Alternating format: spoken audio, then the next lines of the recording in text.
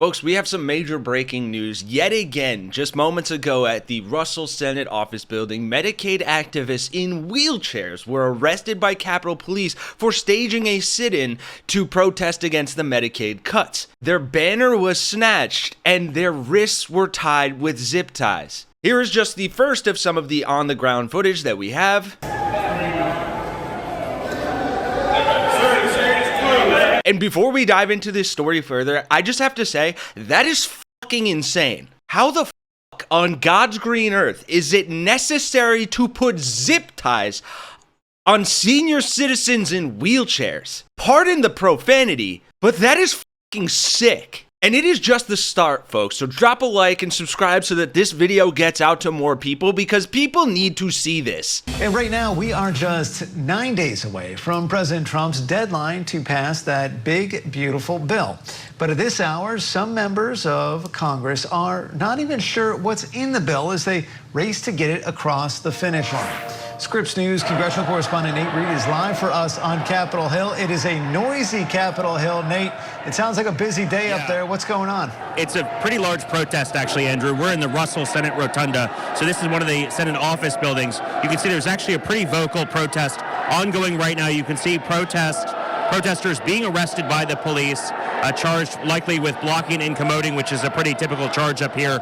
You can see some folks using mobility devices, scooters, all kind of shades of people who are protesting against the Medicaid cuts that are a portion of this bill, which will impact some of the poorest Americans, projected to take roughly 10 million or so Americans over the next decade off of their Medicaid over those additional work requirements that have been added. You can now see the Capitol Police are funneling these people out of the building.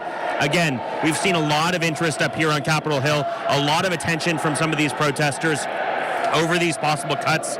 They are wildly unpopular among Democrats. The Democratic Party has tried to hold as many press conferences as possible to talk about this. But again, you can see grassroots activism making its way to Capitol Hill as this bill continues to make its way through the Senate, expected to get its first votes as soon as later this week, possibly Thursday or even Friday. Again, you know, this contentious situation seemingly starting to unwind here as members of the Capitol Police and some police sergeants arrest and handcuff using these kind of plastic flex cuffs on certain members of these protesters as they kind of get carted away, likely to be booked by U.S. Capitol Police. Again, something that we see fairly often on Capitol Hill, but notable about what they're protesting about, shouting no cuts to Medicaid and other things. So I have more footage of these absolute heroes protesting coming up for you, but the fact that Medicaid recipients and seniors are being zip-tied and arrested on Capitol Hill is already insane enough before you even consider that Republicans are in there right now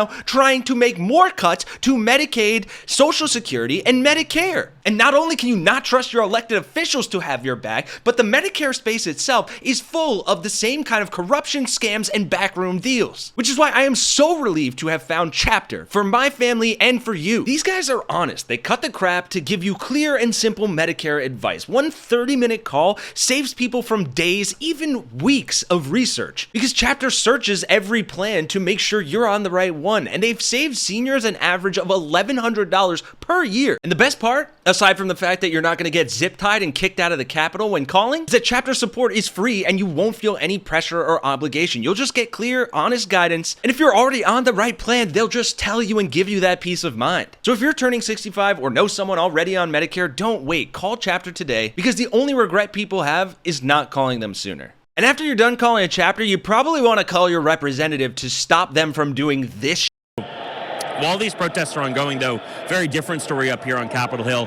The White House Press Secretary Carolyn Leavitt coming up here to rally members of the House Republican Conference to try and pass this big, beautiful bill and get this done as soon as possible. Not just her, but also one of the White House Deputy Chiefs of Staff. We learned a little bit from that meeting, which just wrapped up a short time ago, including the fact that President Trump is firm on that July 4th deadline. Furthermore, he wants the members of Congress to get this bill done. He has made this his top priority. According to the press secretary, this will be his top priority coming back from Europe. He's on a plane right now returning from The Hague to here in Washington, D.C., where he's expected to focus entirely on this big, beautiful bill and trying to get this to his desk by July 4th. Again, a lot of hurdles to do so. Some Republican senators still and members of the House still saying they don't know what's in the final work product. The White House Deputy Chief of Staff telling reporters they're expecting that final text, the final bill text, within the next day or two. So again, while these protests on Capitol Hill continue, we're still beginning to see more of the big, beautiful bill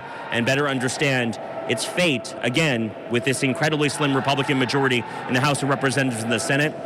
Democrats and obviously pro-Medicaid protesters have taken all they can to try and exploit the fact that some of those provisions, especially among Democrats, not polling well, proving to be unpopular. Even Senator Tom Tillis, the Republican from North Carolina, reportedly yesterday warning his own party, warning Republicans that those cuts could be wildly unpopular. Yeah, and Nate, that image that we just saw of the Capitol Police attempting to restrain some of those protesters using mobility devices, I imagine is going to have some lasting power. But when it comes specifically to these Medicaid cuts, yeah. So, sorry. And Nate, feel free to cut me off if there's more. The protesters have stuff.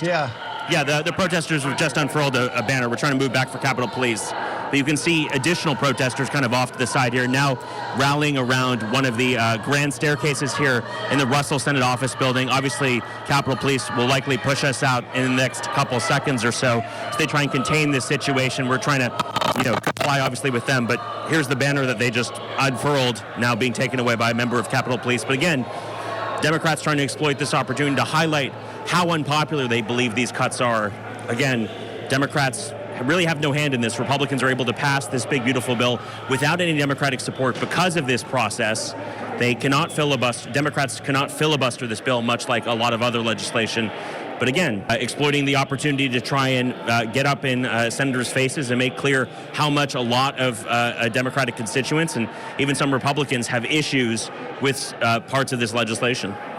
So there you have it, folks. Welcome back to Donald Trump's America, where your rights and benefits are being stripped away through a fucking disgusting bill that I can't believe this reporter has been so castrated to call it the big, beautiful bill. I wish people had the self-respect to not fucking call it that. But on top of that, if you go and protest the fact that they are taking your rights away by force, you will be forcefully zip-tied and removed from the Capitol by Capitol Police. This isn't America. This is a Trumpian whole third world country. And frankly, folks, we are a disgrace to third world countries. Shout out to those brave seniors fighting the good fight. I'll look into if there's any Kickstarter or some kind of funding for their bail or whatever so we can support them if you choose to do so. And on that note, be sure to show your support here by dropping a like, subscribing to the channel, and joining our really American resistance to fight back against Trump, his Gestapo, and his fucking authoritarian regime. Because one day I truly hope to see that hog-tied, zip-tied, or at least put behind bars